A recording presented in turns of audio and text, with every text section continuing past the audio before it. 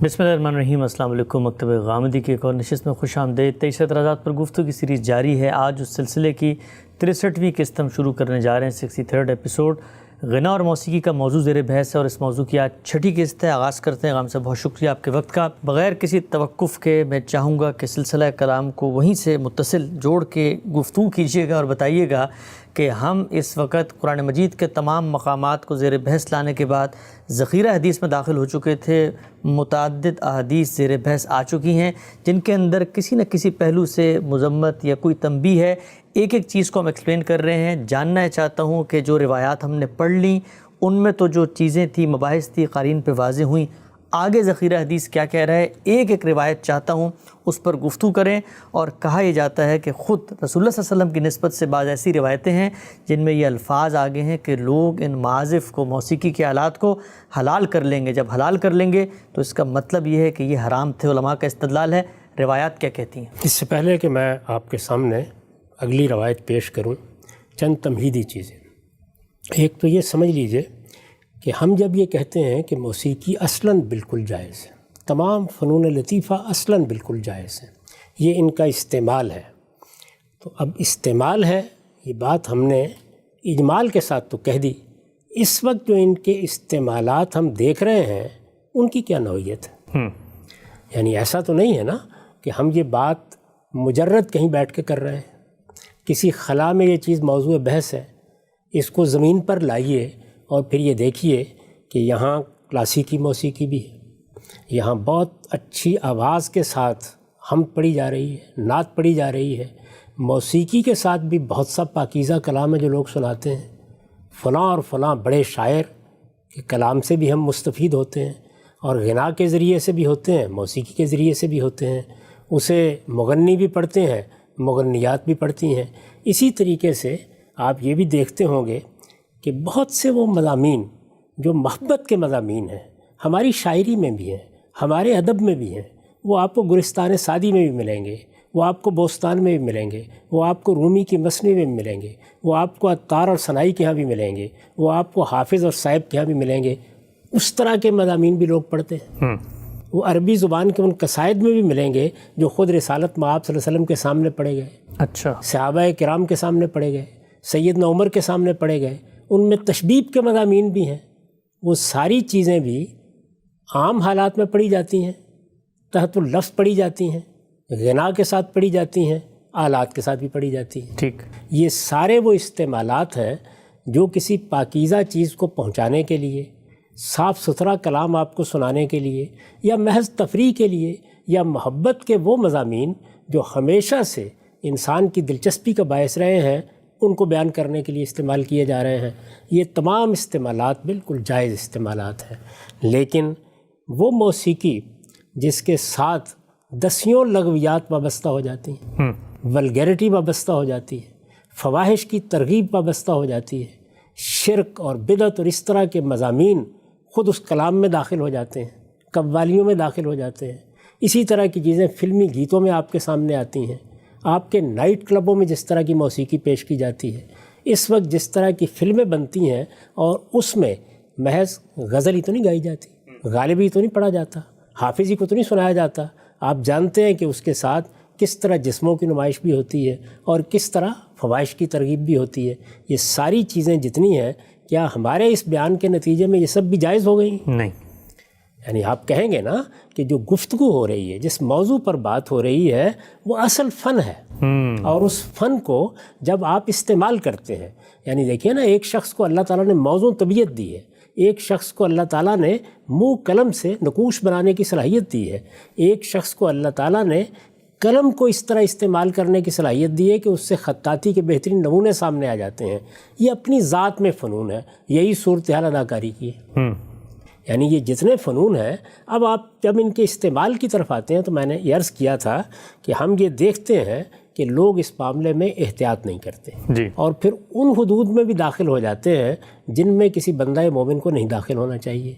मौसीकी की वो किस्में भी रिवाज पा जाती हैं जिनको हम इस वक्त देख रहे हैं और किसी मुहज़्ज़ब मजलिस में बैठकर न सुन सकते हैं न देख सकते हैं। ठीक। ये सारी बात सामने रखते हुए اب آپ یہ دیکھیے کہ استعمال کی یہ صورتیں جب پیدا ہو جائیں، لوگ اس طرح بیگانہ ہو جائیں، جب وہ اس کے ساتھ وابستہ لغویات کے بارے میں بھی متنبع نہ رہیں تو ان کو متنبع کرنا چاہیے. بالکل چاہیے. ایک مسلح بھی کرے گا، دین کا ایک عالم بھی کرے گا، تہذیب اور شرافت کے ساتھ چیزوں کو دیکھنے اور دکھانے والے بھی کریں گے، اور اگر خدا کا پیغمبر ہوگا تو وہ بھی کرے گا. یہ تمام پس منظر ذہن میں رکھیے. اور اس کے بعد آئیے اس روایت کو پڑھتے ہیں جس کا بار بار آپ بھی حوالہ دے رہے ہیں، اور جو اس باب میں بہت کچھ بنائے استدلال بنتی رہی ہے. جی میں اب وہ روایت آپ کے سامنے رکھ دیتا ہوں. اس روایت کے بارے میں یہ سمجھ لیجئے کہ یہ بخاری سے لی گئی ہے. اس کا رقم ہے 5590. ٹھیک. اس کے الفاظ ہیں اور یہ میں اصل عربی میں پڑھ دیتا ہوں. یہ کہتے ہیں عبد الرحمن بن غنم اشری ہیں یہ، اور انہوں نے یہ روایت ابو عامر رضی اللہ عنہ یا ابو مالک اشری سے روایت بیان کی ہے. ٹھیک. یہ کہتے ہیں کہ یہ بالکل صحیح روایت ہے. واللہ ما کذبنی سمع النبی صلی اللہ علیہ وسلم یقول، اور بخدا انہوں نے مجھ سے جھوٹ نہیں بولا کہ انہوں نے نبی صلی اللہ علیہ وسلم کو سنا کہ آپ نے فرمایا. کیا فرمایا؟ لَيَكُونَنَّ مِنْ أُمَّتِي أَقْوَامٌ يَسْتَحِلُّونَ الْحِرَّ وَالْحَرِيرَ وَالْخَمْرَ وَالْمَعَازِفَ.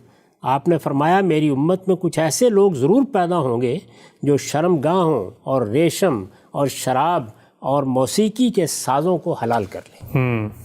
اب ظاہر بات ہے کہ اس میں جب آپ عام طریقے سے پڑھتے ہیں تو آپ یہ کہیں گے کہ یہ سب کی سب چیزیں جب کا حلال کر لیں گے تو اس کا مطلب ہے کہ یہ اصلاً حرام ہوں گی. بالکل. یہ روایات کو دیکھنے، روایات کو پڑھنے اور ان کو سمجھنے کا صحیح طریقہ ہی نہیں ہے. اچھا. جب اس طرح کے اسلوب میں بات ہو، دیکھیے اگر تو اسلوب یہ ہو کہ فلاں چیز حرام ہے، میں عرض کر چکا کہ اس کے لیے کیا طریقے قرآن مجید اختیار کرتا ہے، رسالت بآب صلی اللہ علیہ وسلم کیا طریقے اختیار کرتے ہیں، اس پر ہم بڑی تفصیلی بحث کر چکے ہیں. جب اس طرح کے اسلوب میں بات کی جائے حلال کر لیں گے تو اب دیکھنا چاہیے کہ کیا حلال کر لیں گے، اور کیا یہ ساری چیزیں فی الواقع دین میں ممنوع ہیں، اور کیا اسی طرح ممنوع ہیں جس طرح کہ اسے سمجھی جا رہی ہیں. تو میں سب سے پہلی چیز آپ کے سامنے رکھتا ہوں. اس میں پہلی چیز یہ بتائی ہے کہ میری امت میں کچھ ایسے لوگ ضرور پیدا ہوں گے جو شرمگاہوں کو حلال کر لیں گے. جی. اب میں آپ سے یہ پوچھتا ہوں کہ شرمگاہیں حرام ہیں؟ فی نفسی تو نہیں. یعنی شرمگاہیں کہ اصلاً ممنوع قرار دے دی گئی ہیں. اگر آپ کہیں گے شرمگاہیں اصلاً ممنوع ہیں تو اس کا مطلب جانتے ہیں کیا ہوگا؟ اس کا مطلب یہ ہوگا کہ جنسی داعیہ جو خدا نے رکھا ہے وہ اصلاً حرام قرار دے دیا گیا ہے. وہ اصلاً کوئی بہیمیت کی چیز ہے، وہ اصلاً کوئی غیر اخلاقی چیز ہے.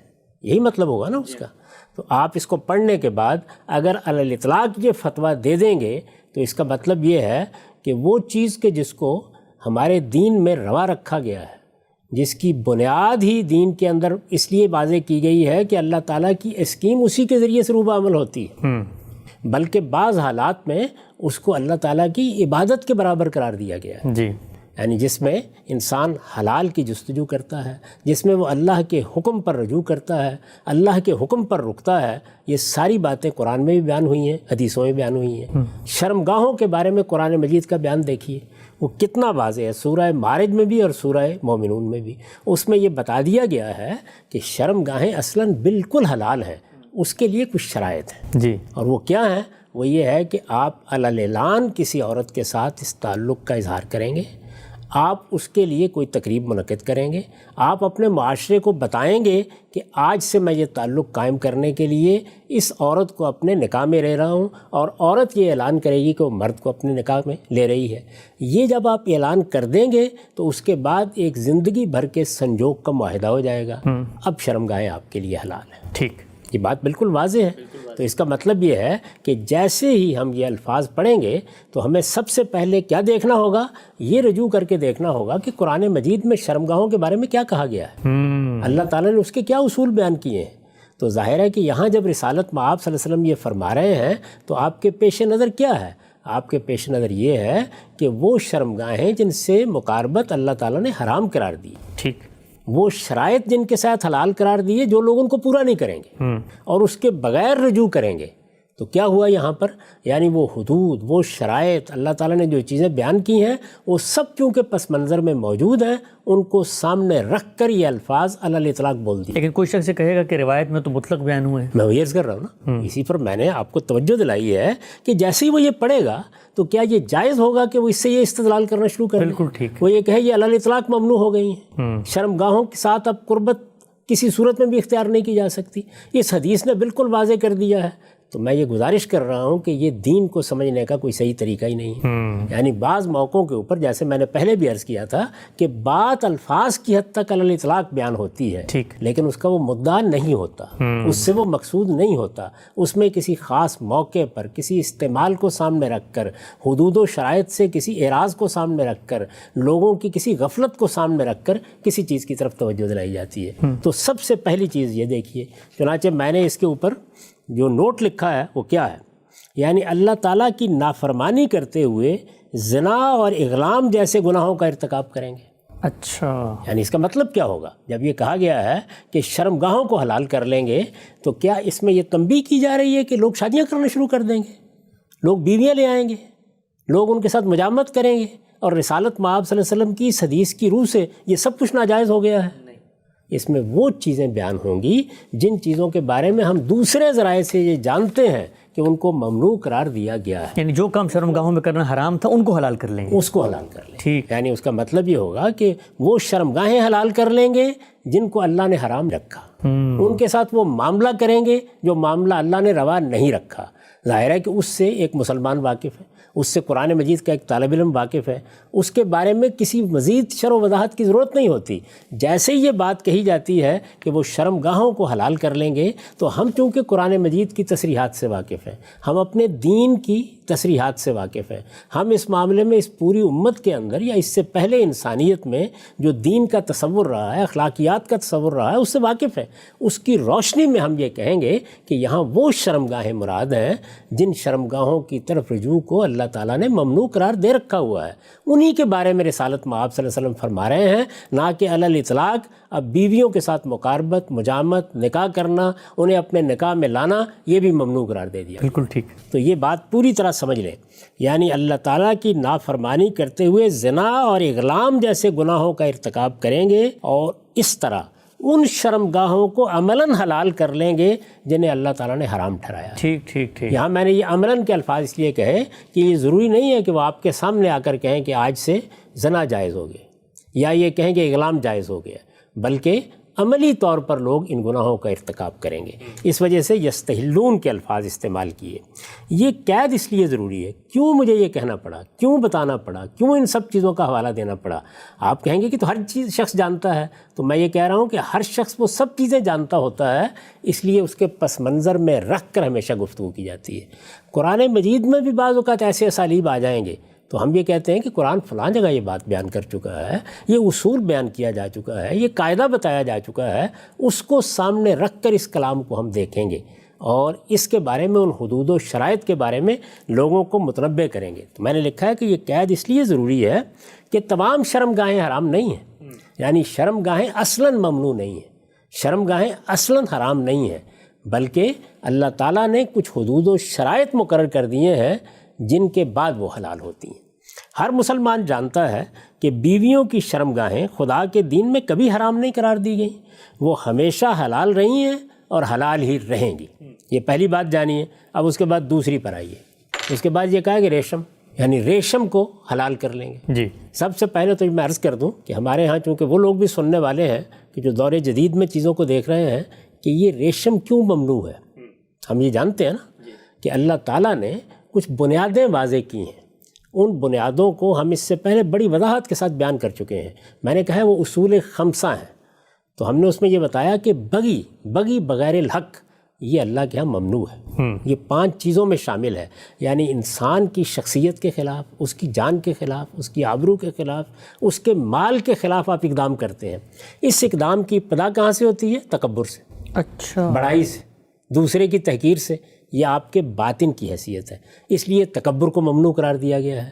متکبرانہ وضاقتہ قرآن مجید میں زیر بحث آ گئی، چلنے کا طریقہ، بات کرنے کا طریقہ، لباس پہننے کا طریقہ قرآن مجید میں زیر بحث آیا ہے۔ رسالت مآب صلی اللہ علیہ وسلم بھی اس کو زیر بحث لائے ہیں.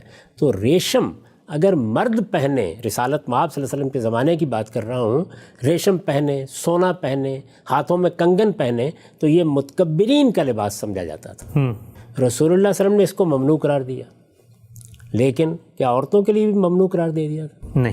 کیا یہ علی الاطلاق ممنوع تھا؟ نہیں.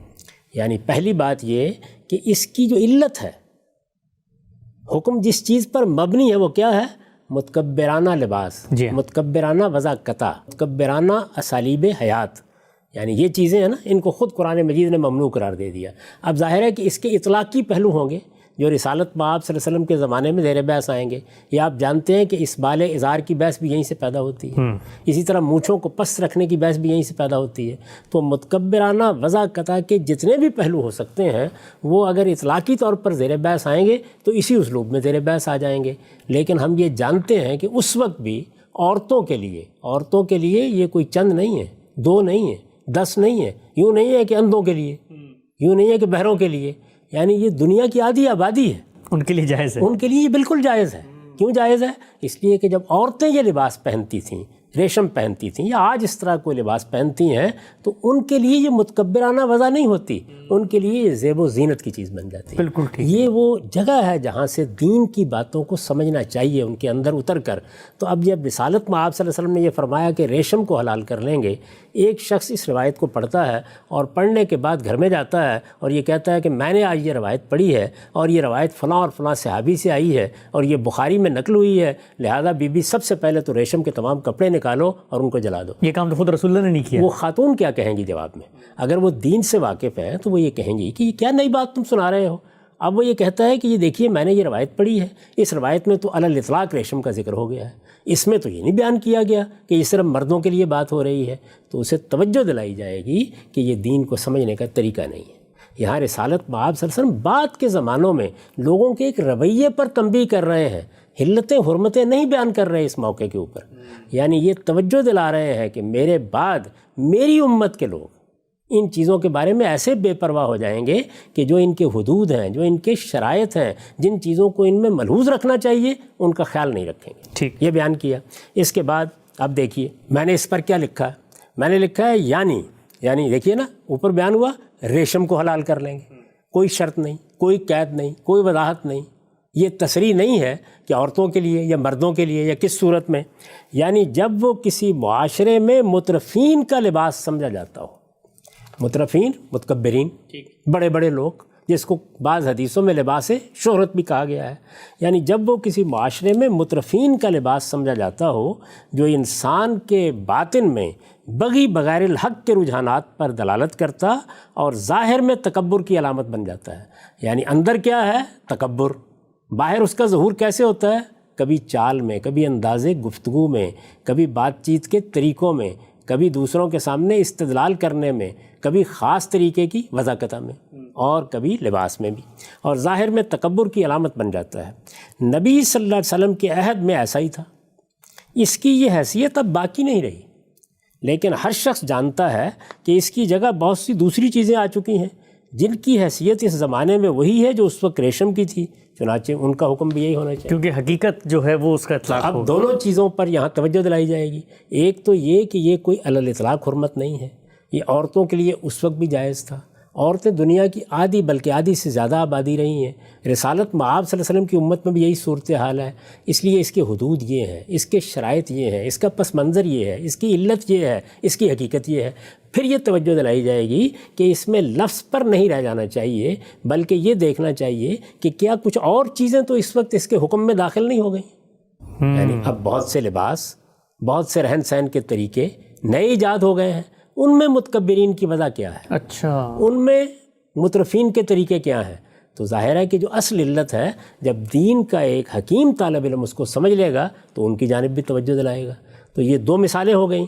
اس کے بعد تیسری چیز جو اس روایت میں بیان ہوئی ہے وہ کیا ہے؟ وہ ہے والخمر، شراب. اب ہم جب شراب کے بارے میں دیکھتے ہیں تو معلوم ہوتا ہے کہ قرآن مجید نے واضح کر دیا ہے کہ وہ علی الاطلاق ممنوع ہے، کوئی بحث پیدا نہیں ہوتی. اچھا، اس جگہ کوئی بحث نہیں. اس میں ظاہر ہے کہ یہی ہے نا کہ جیسے ہی ایک بات بیان کی گئی ہے تو آپ یہ دیکھیں گے کہ یہاں حرمت یا حلت کا قانون نہیں بیان کرنا مقصود، کسی آنے والی صورتحال پر لوگوں کو توجہ دلانا ہے، ٹھیک، تاکہ وہ کہیں حدود و شرائط سے بیگانہ نہ ہو جائیں۔ تو اس میں شراب کا ذکر بھی آ گیا، اور پھر جو چیزیں بیان کی گئی ہیں، ظاہر ہے کہ یہ زنا اور شراب اور اس طرح کی دوسری چیزیں، جیسے میں نے ابھی ذکر کیا کہ ہمارے ہاں نائٹ کلبوں میں کیا ہوتا ہے، ہمارے ہاں بعض فلموں میں کیا ہوتا ہے، ہمارے ہاں جو لغویات اس وقت وابستہ ہو گئی ہیں ان کی کیا نوعیت ہے، تو ایک پورا ماحول بنتا ہے نا، اس پورے ماحول کی چیزیں ہیں جو رسالت مآب صلی اللہ علیہ وسلم نے یہاں بیان کی ہیں، اس میں شراب بھی زیر بحث آ گئی۔ تو شراب کے بارے میں ہم کیوں یہ کہتے ہیں کہ یہ علی الاطلاق ہے؟ اگر فرض کیجئے کہ یہاں پر خمر کا ذکر ہوتا اور دوسری جانب ہم قرآن مجید میں جاتے اور وہاں جا کر یہ پتہ چلتا کہ شراب کو تو علی الاطلاق ممنوع نہیں قرار دیا گیا، وہ تو صرف اتنی بات کہی گئی ہے کہ لا تقربوا الصلاۃ وانتم سکارا، ٹھیک، جب تم نماز پڑھ رہے ہو اس وقت تمہیں نشے میں نہیں ہونا چاہیے۔ تو ہم یہ بتاتے نا کہ یہاں در حقیقت وہی صورت مراد ہے، جی، لیکن اب چونکہ ہم یہ جانتے ہیں کہ شراب کو علی الاطلاق ممنوع قرار دے دیا گیا، اس کی معمولی سے معمولی مقدار کی بھی ممانعت کر دی گئی ہے، تو اب یہ ہر حال میں ممنوع ہے، بغیر قید و شرط کے ممنوع ہے۔ تو ہم یہ بتائیں گے، یعنی اس حدیث کو پڑھنے والے کو بتائیں گے، اس سے استدلال کرنے والے کو بتائیں گے کہ ہمارے پاس چونکہ اس کے بارے میں یہ معلومات موجود ہیں، قرآن سے موجود ہے، رسالت مآب صلی اللہ علیہ وسلم کے دوسرے ارشادات سے موجود ہیں، تو اس وجہ سے اس معاملے میں تم ٹھیک کہہ رہے ہو، یہ علی الاطلاق ممنوع ہے۔ اب آگے بڑھیے، آخر میں پھر وہ موسیقی کے سازوں کا ذکر کیا گیا ہے۔ تو میں عرض کر چکا ہوں کہ اب وہ ساری بحث کو اپنے ذہن میں تازہ کر لیجیے۔ یعنی ہم یہ جانتے ہیں کہ حرمت کی بنیادیں کیا ہیں، ہمیں یہ معلوم ہے کہ قرآن مجید میں کسی جگہ اس کی حرمت بیان نہیں ہوئی، ہمیں یہ معلوم ہے کہ صراحت کے ساتھ کسی حدیث میں بھی بیان نہیں ہوئی۔ یہاں بالواسطہ ذکر ہو رہا ہے کہ لوگ حلال کر لیں گے بعض چیزوں کو، انہی کے ذیل میں ذکر آ گیا ہے، اصلاً حرمت کو بیان نہیں کیا جا رہا۔ تو اب ہم وہ ساری چیزیں بتائیں گے جو اس سے پہلے ہم بیان کر چکے ہیں کہ یہاں بھی اصلاً مقصود یہ ہے کہ ان صورتوں میں بھی حلال کر لیں گے جب کہ اس کے ساتھ لغویات وابستہ ہوں گی، جب کہ اس کے ساتھ فواحش وابستہ ہوں گے، جب اس کے ذریعے سے شرک کا ابلاغ کیا جا رہا ہوگا، جب اس کے ذریعے سے بدعات کو فروغ دیا جا رہا ہوگا، اس وقت بھی حلال کر لیں گے۔ تو جس طرح ہم نے شرمگاہوں کے بارے میں حدود و شرائط کا ذکر کیا، جس طرح ریشم کے بارے میں پوری تفصیل بیان کی، اسی طرح کا طریقہ ہم اس کے بارے میں بھی اختیار کریں گے۔ چنانچہ دیکھیں میں نے لکھا ہے، مطلب یہ ہے کہ اس صورت میں بھی حلال کر لیں گے، یعنی کس کو؟ موسیقی کے سازوں کو، غنا کو۔ مطلب یہ ہے کہ اس صورت میں بھی حلال کر لیں گے جب وہ مشرکانہ تصورات و عقائد اور فواحش کی ترغیب کے لیے استعمال کیے جا رہے ہیں۔ اچھا، تو کیا یہ واقعہ نہیں ہے کہ اس وقت بہت بڑے پیمانے پر یہ استعمال ہوتا ہے؟ کیا یہ واقعہ نہیں ہے کہ انہی کے ذریعے سے یہ بہت سی چیزیں لوگوں کے دل و دماغ میں راسخ کر دی جاتی ہیں؟ کیا یہ واقعہ نہیں ہے کہ اسی کے نتیجے میں لوگوں کے اندر جنسی ترغیبات پیدا کی جاتی ہیں؟ یہ سارے استعمالات ہم جانتے ہیں۔ تو جب ہم گفتگو کر رہے ہیں تو ہم بار بار اس لیے یہ کہہ رہے ہیں کہ یہ ان کا استعمال ہے جو زیر بحث آئے گا۔ تو وہ استعمال کی صورتیں ہیں جن کو دائیں بھی دیکھیں گے، بائیں بھی دیکھیں گے، حال میں بھی دیکھیں گے، مستقبل میں بھی دیکھیں گے اور توجہ دلائیں گے۔ مطلب یہ ہے کہ اس صورت میں بھی حلال کر لیں گے جب وہ مشرکانہ تصورات و عقائد اور فواحش کی ترغیب کے لیے استعمال کیے جا رہے ہوں، جس طرح کہ ہمارے اس زمانے کے زیادہ تر، یہ دیکھیے زیادہ تر، جس طرح کہ ہمارے اس زمانے کے زیادہ تر فلمی گیتوں اور نعتوں اور قوالیوں میں بغیر کسی تردد کے استعمال کیے جا رہے ہیں۔ آپ نے بھی اطلاق کر کے بتا دیا، اطلاق کر کے بتا دیا۔ یعنی آپ فواحش کی ترغیب کی مثالیں بھی دیکھ سکتے ہیں، آپ مشرکانہ عقائد کی ترغیب کی مثالیں بھی دیکھ سکتے ہیں، آپ بدعات کی ترغیب کی مثالیں بھی دیکھ سکتے ہیں، اور یہ نعت کے نام سے جو چیزیں پڑھی جا رہی ہیں ان میں بھی دکھائی جا سکتی ہیں، قوالیوں کے نام سے جو چیزیں پیش کی جا رہی ہیں ان میں بھی دکھائی جا سکتی ہیں، اور یہ گیتوں میں بھی اور شاعری میں بھی دکھائی جا سکتی ہیں، بلکہ بہت تاثیر کے ساتھ، بہت مؤثر طریقے سے یہ ساری چیزیں شعراء نے لوگوں تک پہنچائی ہیں، بنیادی تصورات کو راسخ کیے، دین کے حقیقی تصورات لوگوں کی نگاہوں سے پوشیدہ ہو گئے ہیں۔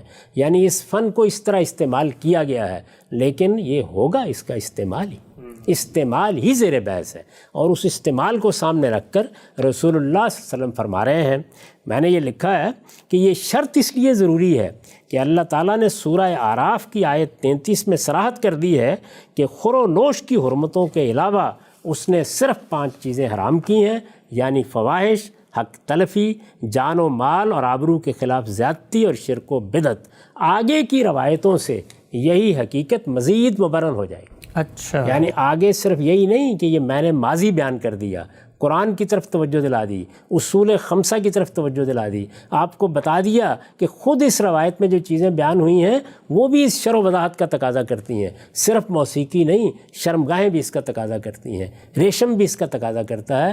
آگے کی روایتوں میں خود رسالت مآب صلی اللہ علیہ وسلم کا طرز عمل بتا دے گا کہ یہاں یہ بات علی الاطلاق نہیں کہی گئی، اس میں در حقیقت اس کا برا استعمال ہی زیر بحث ہے۔ اور چونکہ وہ زمانہ آنے والا تھا کہ صحابہ کرام کے بعد لوگ اس معاملے میں بے احتیاطی اختیار کریں گے، یہ بے احتیاطی تاریخ میں بھی اختیار کی گئی ہے، اس وقت بھی ہم دیکھتے ہیں کہ اختیار کی جا رہی ہے۔ تو اگر رسالت مآب صلی اللہ علیہ وسلم نے ان سب چیزوں کے بارے میں متنبہ فرمایا تو یہ بالکل صحیح فرمایا۔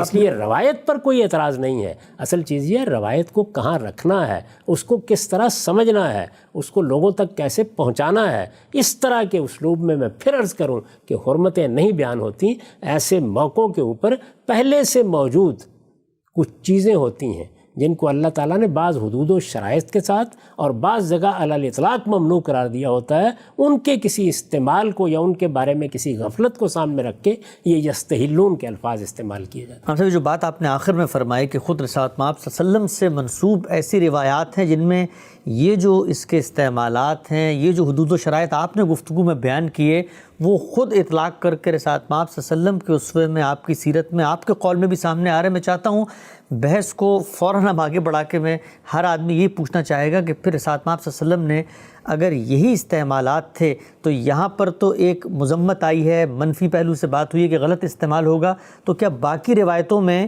یہ جو اچھے استعمالات ہوتے ہیں ان کی رعایت سے بھی کوئی چیز فرمائی ہے کیا؟ میں وہی عرض کر رہا ہوں، میں پہلے بتا چکا، یہ روایتیں جب ہم نے پڑھنا شروع کی تو میں نے اس وقت یہ عرض کیا تھا کہ مذمت کے مضامین بھی ہوں گے، ترغیب کے مضامین بھی ہوں گے، تحسین کے مضامین بھی ہوں گے، اباحت کے موضوعات بھی ہوں گے، یہ سب چیزیں ہوں گی، اس لیے کہ وہی بات ہے جو میں عرض کر رہا ہوں کہ علی الاطلاق ان میں سے کوئی چیز ممنوع نہیں ہے۔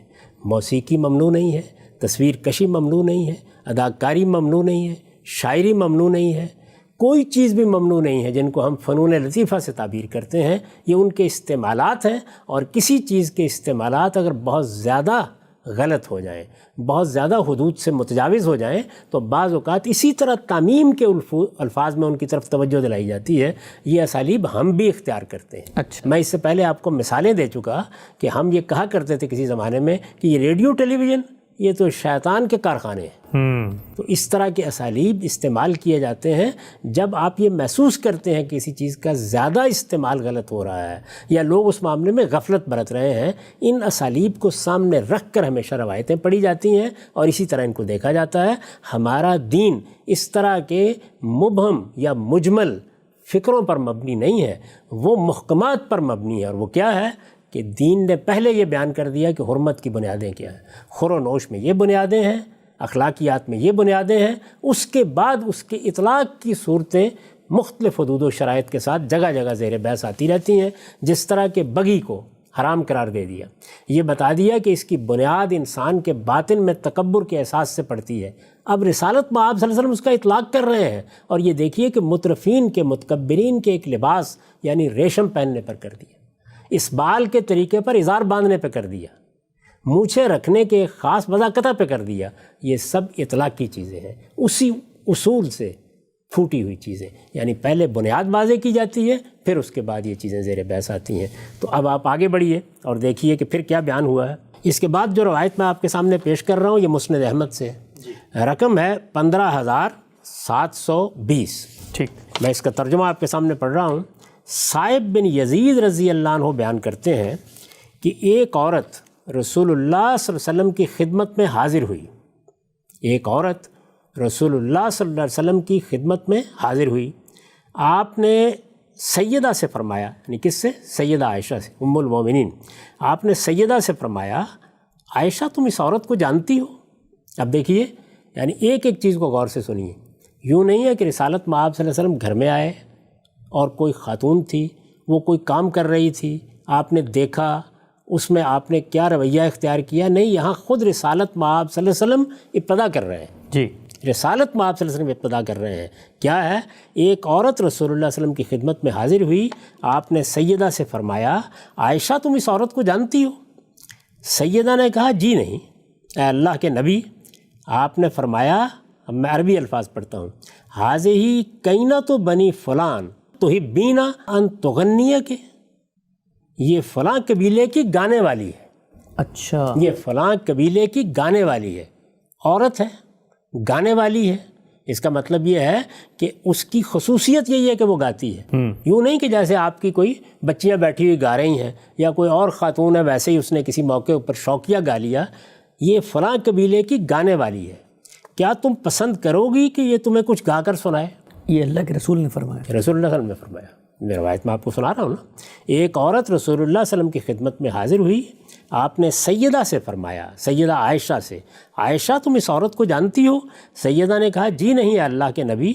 आपने फरमाया ये फ़लाँ कबीले की गाने वाली है, क्या तुम पसंद करोगी कि ये तुम्हें कुछ गा कर सुनाए? हाज़िही कैनतु बनी फ़लान तुहिब्बीना अन तुगन्निया के, ये पूछा आपने तो उन्होंने कहा कि ज़रूर।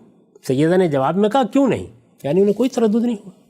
एक औरत है, रसूलुल्लाह सल्लल्लाहु अलैहि वसल्लम भी बैठे हुए हैं, गाने वाली है, वो घर में आई है, रिसालत में आप सल्लल्लाहु अलैहि वसल्लम पूछते हैं कि तुम पसंद करोगी कि ये तुम्हें कुछ गाकर सुनाए?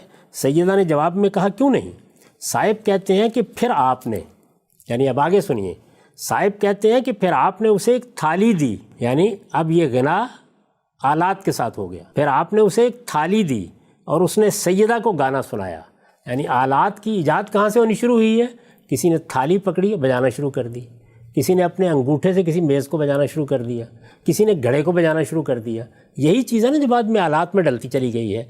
तो रिसालत में आप सल्लल्लाहु अलैहि वसल्लम ने उसे एक थाली दी और उसने सैयदा को गाना सुनाया।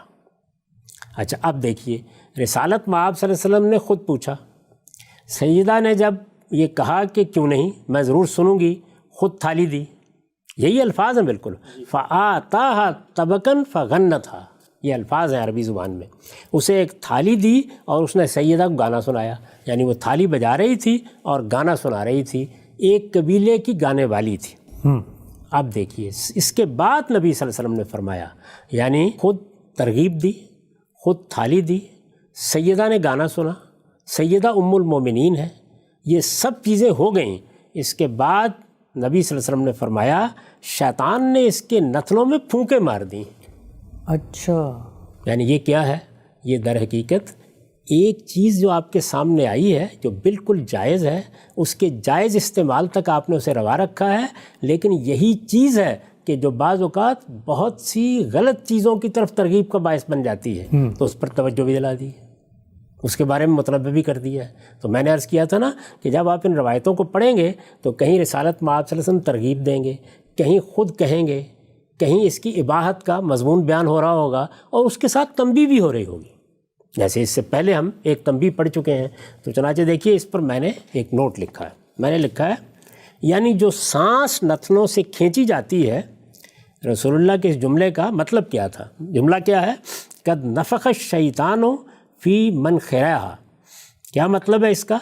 यानी जो सांस नथनों से खींची जाती है वो इसके मुंह से शैतान का जादू बनकर निकलती है। खुद एहतमाम से सुनाया है, उसके बाद ये तबसरा भी किया है, शैतान का जादू बनकर निकलती है। ज़रा थोड़ी देर के लिए तसव्वुर कीजिए कि अगर ये पीछे का सारा वाक़या ना होता, अगर रावी ने ये दो जुमले रवायत कर दिए होते या ये जुमला सुना दिया होता, तो हमारे यहाँ लोग उससे क्या क्या मज़ामीन पैदा कर लेते। ठीक, लेकिन रवायत पूरी तस्वीर सामने ले आई है।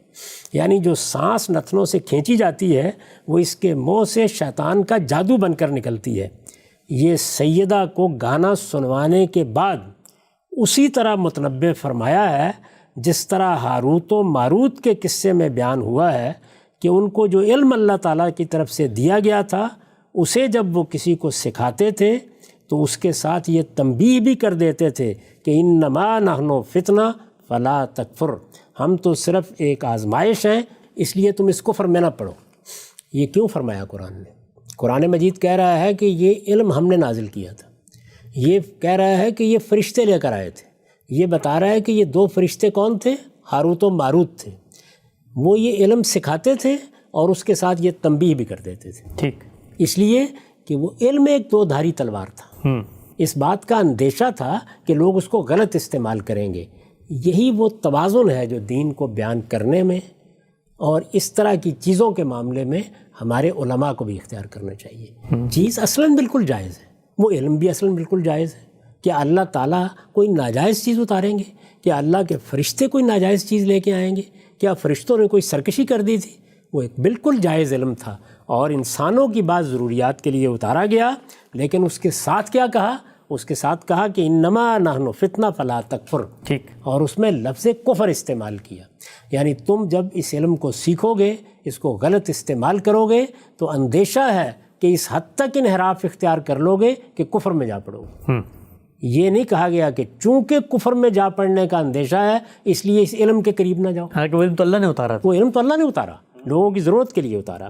اسی کو سامنے رکھ کر میں یہ کہتا ہوں کہ یہ موسیقی اور یہ اداکاری اور یہ تصویر کشی اور یہ خطاطی کی صلاحیت، یہ سب اللہ کی نعمتیں ہیں، یہ اس نے دی ہیں۔ شعر کہنے کی صلاحیت، یہ اللہ تعالیٰ کے انعامات ہیں انسان پر، لیکن یہ نعمتیں بالکل صحیح طریقے سے استعمال ہونی چاہیے۔ ان کا استعمال البتہ بہت سوچ سمجھ کر پوری تنبیہ کے ساتھ کرنا چاہیے۔ یہ نہیں ظاہر ہے کہ نتیجے کے لحاظ سے تھی، یہ جو فرمایا کہ فلا تکفر، کفر اختیار نہ کرو، کہیں کفر میں نہ جا پڑنا، یہ نہیں ظاہر ہے کہ نتیجے کے لحاظ سے تھی۔ گویا مدعا یہ تھا، یعنی ان فرشتوں کا جب وہ یہ کہتے تھے تو ان کا مدعا یہ تھا کہ ہمارا یہ علم دو دھاری تلوار کی حیثیت رکھتا ہے، زیادہ امکان یہی ہے کہ تم لوگ اسے سیکھ کر برے مقاصد کے لیے استعمال کرو گے اور اس طرح کفر و شرک میں مبتلا ہو جاؤ گے۔ یعنی علم جائز ہے، علم پہ کوئی اعتراض نہیں، سیکھنے پہ بھی کوئی اعتراض نہیں ہے، لیکن اگر انسان اس کو سیکھ کر غلط استعمال کرے گا تو اتنا غلط استعمال بھی ہو سکتا ہے کہ وہ اس کو کفر اور شرک تک لے جائے۔ جیسے اس سے پیچھے ہم نے کہا کہ ایسا زمانہ بھی آئے گا کہ جس میں لوگ اس کی پرواہ نہیں کریں گے کہ وہ کیا کہہ رہے ہیں، وہ کیا سن رہے ہیں، شاعری میں کیا ہے، غزل میں کیا ہے، مضامین کیا ہیں، قوالی میں کیا ہے، نعت میں کیا ہے، کسی شرک کی اشاعت ہو رہی ہے، بدعت کی ہو رہی ہے، بلکہ وہ اپنے ذوق کے ساتھ ایسی چیزوں کو روا رکھیں گے۔ تو رسول اللہ صلی اللہ علیہ وسلم نے متنبع فرمایا، بالکل اسی طرح متنبع فرمایا جس طرح کہ یہاں فرشتوں نے متنبع فرمایا۔ رسول اللہ صلی اللہ علیہ وسلم نے خود تھالی لا کے دی، خود سیدہ کو ترغیب دی، گانا سنوایا۔ یہ انسانی فطرت کی رعایت تھی، یہ پیغمبر فطرت کا دین لے کے آیا تھا۔ چنانچہ یہ سب کرنے کے بعد یہ بھی ضروری ہوا کہ تنبیہ کر دی جائے کہ یہ جب گاتی ہے تو اس کے نتنوں سے جو آواز نکلتی ہے وہ شیطان کا جادو بن کے نکلتی ہے۔ کیا مطلب ہے؟ نتیجے کے لحاظ سے جیسے یہاں فلا تکفر کے الفاظ ہیں، اسی طرح یہ الفاظ یہاں آ گئے۔ کیا مطلب ہے؟ جس طرح میں نے عرض کیا، مطلب یہ ہے کہ ذرا متنبع رہنا، اس کی آواز میں سحر ہے، اس کے گانے میں جادو ہے۔ یہی گانا جو تم نے اس وقت سنا ہے، کسی وقت اسی کو ان چیزوں کے ابلاغ کا ذریعہ بنایا جا سکتا ہے کہ جو اپنی ذات میں لغویات، جیسے سیدنا حمزہ کی اونٹنی کاٹنے میں، جیسے سیدنا حمزہ کی اونٹنی کاٹنے کے معاملے میں ہوا۔ تو یہ وہ چیز ہے کہ جس کو ملحوظ رکھ کے دیکھیں کہ کیا کہا ہے۔ گویا مدعا یہ تھا کہ ہمارا یہ علم دو دھاری تلوار کی حیثیت رکھتا ہے، زیادہ امکان یہی ہے کہ تم لوگ اسے سیکھ کر برے مقاصد کے لیے استعمال کرو گے اور اس طرح کفر و شرک میں مبتلا ہو جاؤ گے۔ یہاں بھی یعنی جب رسالت مآب صلی اللہ علیہ وسلم نے یہ سب کیا، یہاں بھی مدعا یہ ہے کہ گانا بجانا اصلاً کوئی بری چیز نہیں ہے۔ سیدہ کو سنوایا تو مدعا کیا ہے؟ تم نے اسے سن لیا، لیکن متنبع رہو کہ اس عورت کی آواز میں ایسا سحر ہے کہ اس کے ذریعے سے شیطان خدا کے بندوں کو شرک اور فواحش کی طرف کھینچ لے جا سکتا ہے اور اس کی یاد اور نماز جیسی چیزوں سے غافل کر سکتا ہے۔ اچھا، یعنی یہ بات سمجھ میں آ رہی ہے نا؟ جی، اس طرح کی بات ایسے موقعوں پر اس لیے کی جاتی ہے۔ اس عورت کی آواز میں ایسا سحر ہے کہ اس کے ذریعے سے خدا شیطان کے بندوں کو شرک اور فواحش کی طرف کھینچ لے جا سکتا ہے اور اس کی یاد اور نماز جیسی چیزوں سے غافل کر سکتا ہے۔ اس لحاظ سے دیکھیے تو یہ روایت ٹھیک اس رویے کو متعین کر دیتی ہے جو غنا اور موسیقی کے معاملے میں ایک بندہ مومن کو اختیار کرنا چاہیے۔ سبحان اللہ۔ یعنی اس میں دیکھیے دونوں پہلو آ گئے، اس میں مذمت کس پہلو سے ہے، تنبیہ کس پہلو سے ہے، توجہ کس پہلو سے ہے، وہ بھی بیان ہو گیا ہے، اور اس میں جواز بھی بیان ہو گیا ہے۔ جواز کیا بلکہ ترغیب بیان ہو گئی ہے۔ اس لحاظ سے دیکھیے تو یہ روایت ٹھیک اس رویے کو متعین کر دیتی ہے جو غنا اور موسیقی کے معاملے میں ایک بندہ مومن کو اختیار کرنا چاہیے، یعنی سننے اور سنوانے میں۔ رسالت مآب صلی اللہ علیہ وسلم نے سنا بھی، رسالت مآب صلی اللہ علیہ وسلم نے سنوایا بھی، یعنی سننے اور سنوانے میں کوئی حرج نہیں۔ آپ فرمائیں گے شاید نہیں سنا ہوگا، یعنی چونکہ ہمارے ہاں تو اس طرح کی تصویر بھی رکھی گئی ہے نا کہ کانوں میں انگلیاں ڈالنی. جی حضور نے اس کی آواز پر تبصرہ کیا ہے. سنا اس کا مطلب؟ سنا ابھی آپ نے تبصرہ کیا ہے کہ اس کی آواز میں ایسا سحر ہے کہ گویا شیطان نے اس کے نتنوں میں پھونکے مار دی ہیں. یعنی سننے اور سنوانے میں کوئی حرج نہیں، اس لیے کہ نہ یہ حرام ہے نہ مکروہ، اسے خود پیغمبر نے سنا اور سنوایا ہے. لیکن اس کے غلط استعمال سے جو آفات لاحق ہو سکتی ہیں، غلط استعمال سے جو آفات لاحق ہو سکتی ہیں، ان پر متنبہ ضرور رہنا چاہیے تاکہ شیطان اس کے ذریعے سے انسان کو کسی دوسرے راستے پر نہ لے جائے. ٹھیک، تو یہ واضح ہو گئی بات آپ کے اوپر.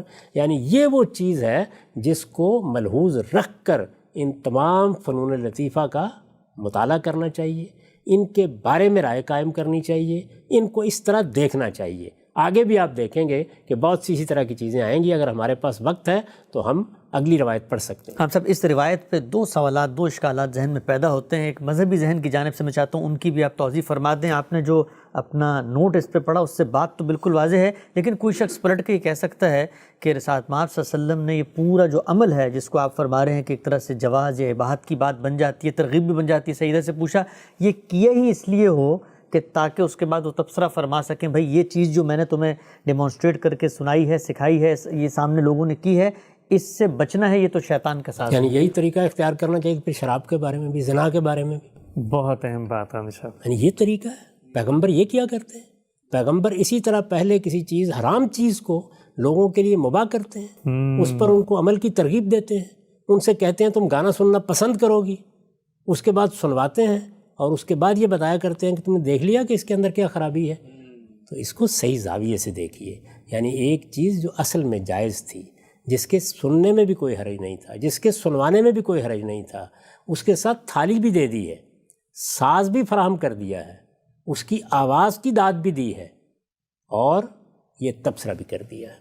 تو دونوں کو صحیح جگہ پر رکھ کر دیکھنا چاہیے. آخری بات ہم سب، یہ لوگ یہ بھی کہیں گے کہ یہ جو ساز آپ بار بار فرما رہے ہیں کہ ساز بھی دے دیا ہے، تو ساز تو بانسری ہوتی ہے، ساز تو مزمار ہوتا ہے، ساز تو کوئی سارنگی ہوتی ہے، کوئی اور چیز ہوتی ہے. یہ تھالی کو غامدی صاحب نے ساز بنا کے پورے آلات موسیقی کو اس میں کہاں شامل نبی صلی اللہ علیہ وسلم نے مسجد بنائی اور اس کی تعمیر کی. آپ کو تعمیر تو صرف کچی اینٹ ہوتی ہے. یعنی ساز بنے کہاں سے؟ وہ یہیں سے بنے ہیں. اچھا، تھالی بجانے سے، گڑا بجانے سے، انگلیوں کو چٹکانے سے، یہ ابتدا ہے اس کی. اس کے بعد ظاہر ہے کہ وہ ترقی پاتے چلے گئے ہیں. تو یہ دینے کی کیا ضرورت تھی؟ اگر یہ چیز اتنی ممنوع تھی تو اس کی ابتدا پیغمبر نے کیوں کر دی؟ خود تھالی پکڑ کے کیوں دی؟ فرماتے ہیں کہ کہیں سازوں کے لیے راستہ نہ کھل جائے، اس لیے یہ تنبیہ کرتے کہ تم اب صرف آواز ہی سے سناؤ گی جو کچھ سنانا، اور پھر میں تبصرہ کروں گا. یہ کیا چیز ہے؟ اصل میں وہ یہ ذہن وہ ہے کہ پہلے ہم نے اپنے دماغ میں ایک چیز کی حرمت کو بالکل راسخ کر لیا ہے، اس کے بعد ہر چیز اس زاویے سے دیکھ رہے ہیں. ٹھیک. تو میں آپ سے عرض کر رہا ہوں کہ جو پہلو ایسے ہیں جن پر تنبیہ ہونی چاہیے، تنبیہ کیجیے. جو استعمالات ایسے ہیں کہ جن کو غلط کہنا چاہیے، ان کے بارے میں لوگوں کو ضرور متنبہ کرنا چاہیے. جس طرح بھی ہم نے بہت سی گفتگو کی، لیکن یہی بات کرنی چاہیے کہ یہ چیزیں اپنی ذات میں ممنوع نہیں ہیں، یہ بہت سی صحیح چیزوں کے ابلاغ کا ذریعہ بن سکتی ہیں. اس وقت بھی آپ دیکھیے یعنی کس شدت کے ساتھ ہم نے ریڈیو کے بارے میں، ٹیلی ویژن کے بارے میں لوگوں کو کہا.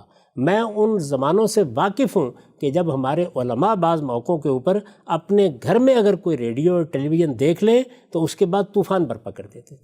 میں جانتا ہوں کہ اگر کسی شخص کے بارے میں معلوم ہو جائے تو کہا جاتا تھا یہ فاسق و فاجر ہے.